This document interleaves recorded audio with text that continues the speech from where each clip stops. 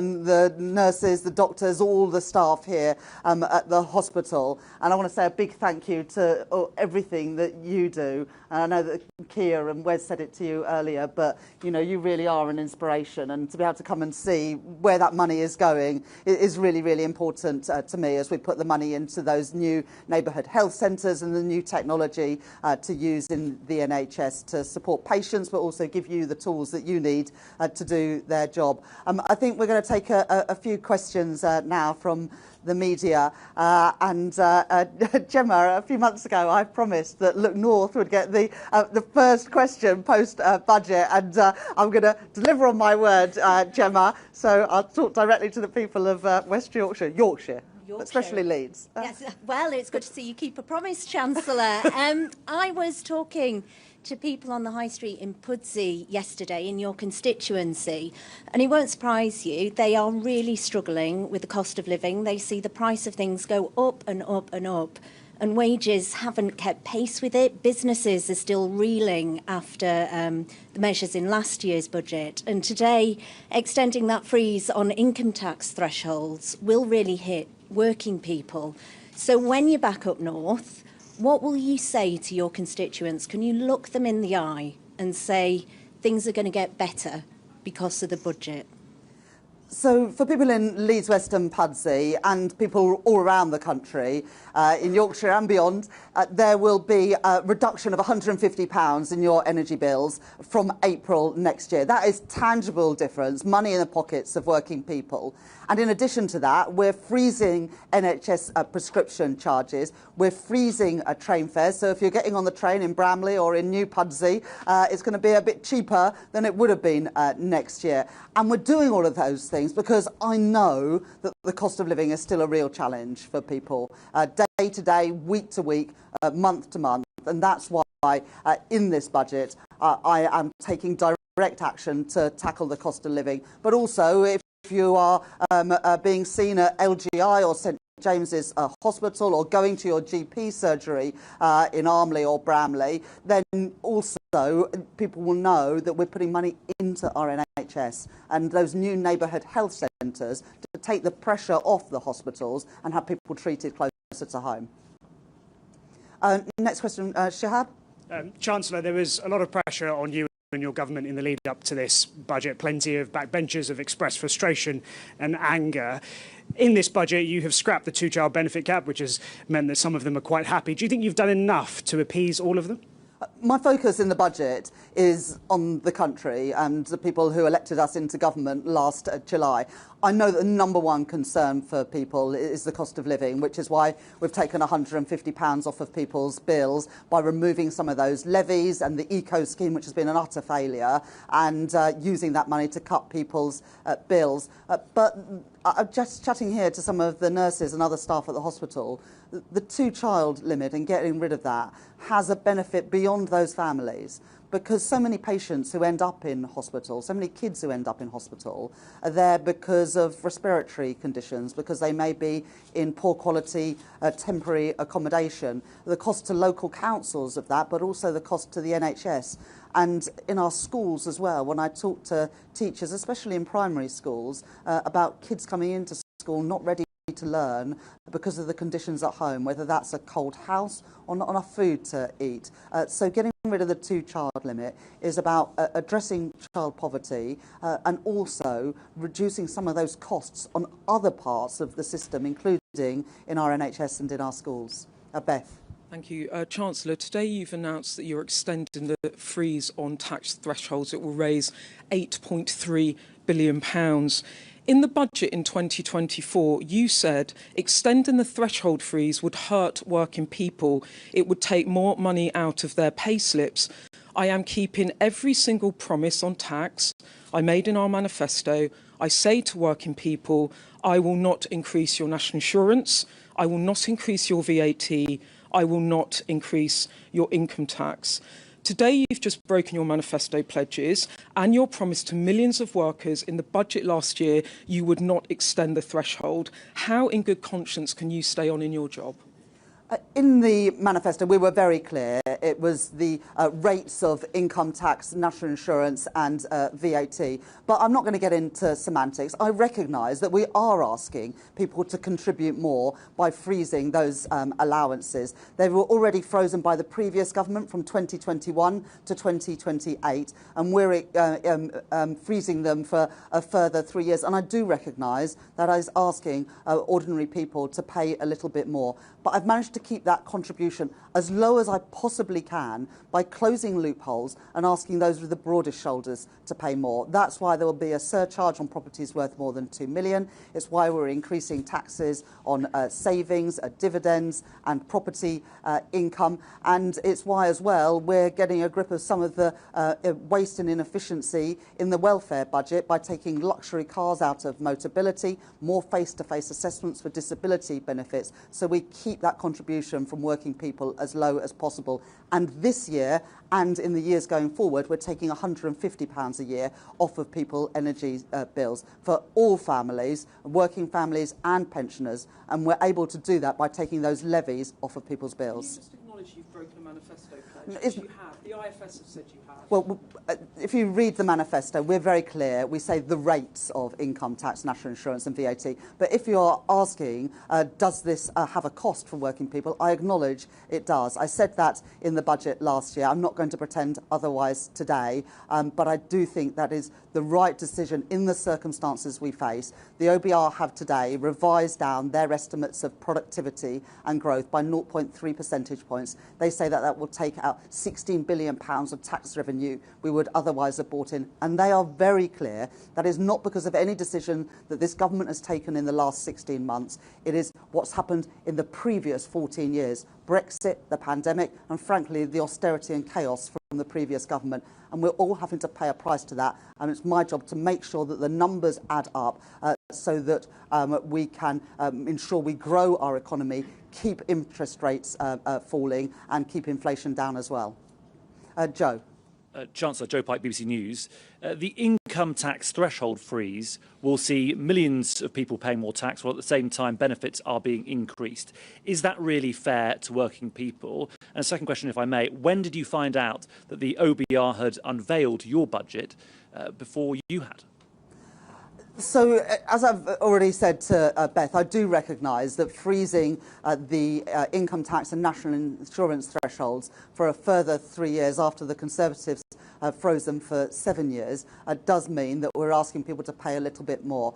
We're freezing them from 2028 and we are putting money in people's pockets now by taking money off their energy bills. And that is the right thing to do because it helps bring down inflation and helps people now when I know that the cost of living is still a real challenge. And in answer to your question around the OBR publishing my budget before I delivered it, I found out when I was in the chamber. Paul. Hello, Chancellor. Look, the OBR says that you will take on the £6 billion a year cost for special educational needs, but you provided no explanation as to where this money is going to come from. So a school is going to have to stump up the huge amounts of cash themselves, or will you guarantee that per pupil spending on your watch will not go down? So for the next 2 years, and I set this out very clearly in the spending review, we've extended the statutory override for local authorities and we absorbed that money in the spending review. Bridget Phillipson, the Secretary of State for Education, is reviewing at the moment SEND. That's not about money, that's about creating a system that actually works for kids, their parents, for schools, and she will set out that the results of that early in the new year. I believe that we should, wherever possible, integrate children into mainstream schools. That's not always possible, but I would like to see that happening more. But it would be up to Bridget to set out those reforms. But as I say, we have extended the statutory override for the next 2 years, and we put more money into the school's budget in the spending review just before the summer. Lewis from ITV Digital. Hello, Chancellor. You are raising minimum wage, which sounds like good news, but we've got an unemployment problem in this country. And you are freezing national insurance thresholds for employers. So isn't that just going to stop businesses from hiring people and drive up unemployment? Well, we've increased the national minimum wage for 18 to 20-year-olds from £10 to £10.85 an hour, and we've increased the main rate of the national living wage from £12.21 to £12.71 an hour, giving a pay rise to, I think, around 2.5 million of the lowest paid people in our country. And that is the right thing to do, because if you go out to work every day, you should be able to pay the bills and put food on the table and pay the rent or the mortgage. But we know that that's still not the reality for many people today, and we're still not paying the minimum wage and the national living wage are still not the rates of a real living wage that is calculated independently. So I think it's the right thing to do, to increase those rates, to put more money in people's pockets. And actually the biggest concern, I think, for businesses is that consumers don't have enough money in their pockets, and so they're not spending on the discretionary things, whether that's a meal out, a night out, a weekend away with the family, or spending in the local high street and the local shops. So putting more money in the pockets of working people, I think, is good economic policy, as well as the right thing to do by some of the poorest people in our country. I'll take a couple more questions. Ryan? Chancellor, you said that you wouldn't increase taxes on working people, but we know today that the benefits bill up by 9 billion, asylum accommodation costs also up. Are working people, like the people stood behind you, are they paying the price for your failure to deal with particularly the benefits bill? We're not going to leave the welfare system unchanged. Under the previous government, in the last 5 years of the Conservative government, spending on welfare increased by 1 percentage point of GDP, equivalent to £88 billion. The OBR, I think, in their forecast showed that as a share of GDP, welfare spending will be broadly flat, but the system's not working, it's broken. I made some reforms today so that if you live abroad, you can't pay nominal amounts of money to access the state pension, more face-to-face assessments for disability benefits, which Mel Stride, when he was Work and Pension Secretary, got rid of, reforming Motability so it meets its original purpose of affordable leases for disabled people, not subsidising Mercedes-Benz. And so those sorts of changes are the right things to do. But we also today have introduced funding for the Youth Guarantee, which means that a young person will be guaranteed either a place at college, an apprenticeship or personalised support. And if after 18 months they haven't got into work, they will be guaranteed a job but not benefits. And that, again, is an important reform to help deal with the issue of too many young people not in education, employment or training. And on welfare, you know, we've already managed to claw back money from the contract signed by the previous Tory government, and I think we've managed to claw back something like £70 million, and we're going to phase out the use of hotels entirely during the course of this Parliament, saving us money, and that was reflected in the spending review settlement in the summer. So, look, we do want to create a welfare system that is actually working, supporting the most vulnerable and empowering people to get back into work. And I want a welfare system that is fair and stops the illegal trafficking of people into this country. Sophie? Yes, thank you. Sophie Huskisson from The Mirror. Unison Union have said that freezing income tax thresholds does the opposite of putting more money in working people's pockets. Do you admit that you could have been braver in targeting the wealthiest in Britain? So, as I've said, I do recognise that we are asking everyone to make a contribution for the security of our country and the brightness of its future. I said that in the speech today, and I also said in the speech today that I'm not going to pretend that that is not asking for a contribution. The Tories, when they were in office, froze the thresholds and said nothing to see here. I'm being open and honest that that is from 2028, freezing thresholds for a bit longer, and that does have a cost. But we're putting money now in the pockets of working people with £150 off their bills, money off of rail fares, frozen prescription charges, as well as fully funding the childcare offer of 30 hours of free childcare for preschool children, more free school meals for 500,000 kids whose parents are on universal credit, rolling out universal breakfast clubs at all primary schools. All these things about putting money in the pockets of ordinary working people, as well as the increases in the national minimum wage and the national living wage that I've set out today. But look, you can see the distribution analysis tables examples in the budget documentation that came out today. This is a highly progressive budget. The biggest winners are those on the lowest incomes, and those who were asking to pay more are those with the broadest shoulders, those who have properties worth more than £2 million. The landlord who pays less tax than their tenant. Those are the right things to do, and they're progressive reforms. And because of that, we've managed to keep the contribution from working people as low as possible. Dan, from Politico. Hello, Chancellor. A lot of the tax rises that more than half of the income to the Treasury from the tax rises you've announced today actually takes effect, sort of comes in after the next general election in sort of 2030, 2031. Do you think it's credible to suggest that this will definitely happen? And given things are so volatile in politics, will you still be Chancellor then? I don't think anything comes in that late, actually.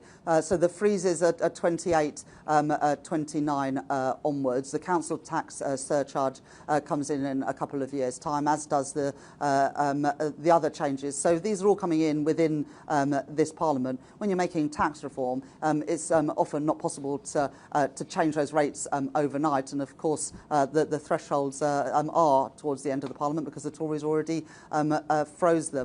But we're also making savings right now through getting rid of things like police and crime commissioners, reducing the cost of local government with fewer councillors, as well as selling land that the government no longer has a need for. So there are savings we're making right now, as well as asking public services to make efficiency savings worth a further 0.5% from 28-29. So, these are, and what you see actually in the forecast is the deficit coming down every single year, because I think it is important to show that we are consolidating.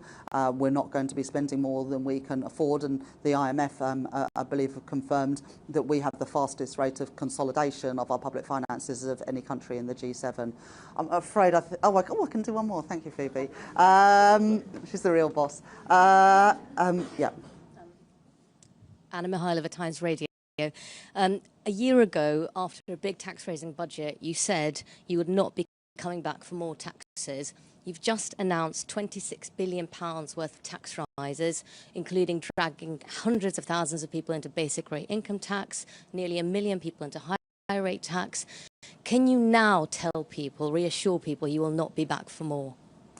Well, look, last year I had to fill the £22 billion black hole in the public finances left by the Conservatives. What we didn't know then, as well as that black hole in the public finances, that actually productivity growth was weaker than the Office of Budget Responsibility then forecast.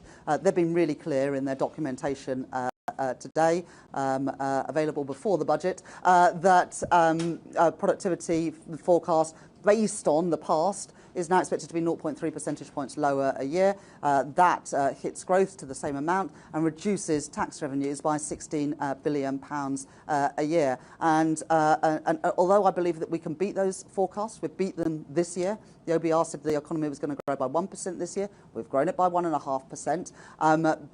And I'm determined we'll beat the forecasts again. The Conservatives' legacy is not our country's destiny, but we also all know, because we've experienced it just 3 years ago, that if you ignore the forecasts, you pay a huge price in the cost of government borrowing, and then by implication the cost of borrowing for ordinary families through their mortgages. We've had 5 cuts in interest rates since I became Chancellor of the Exchequer, taking an average of £1,200 off a new mortgage. I am not going to risk the instability that we had under the Conservatives with our public finances or family finances, and that's why I have asked people to pay more. I can't write future budgets, but if you are asking, is this a budget I wanted to deliver today? Well, I would have rather the circumstances were different. But as Chancellor, I don't get to choose my inheritance, and I have to live in the world as it is, not the one that I might like it to be. And I believe that I made the fair and the necessary choices given the fiscal circumstances. I'm afraid that's all that I'm sorry. I think that's all that we've got time for this afternoon. But thank you very much, everybody, for coming along, and thank you particularly for the staff here. Thank you very much. Thank you. Right.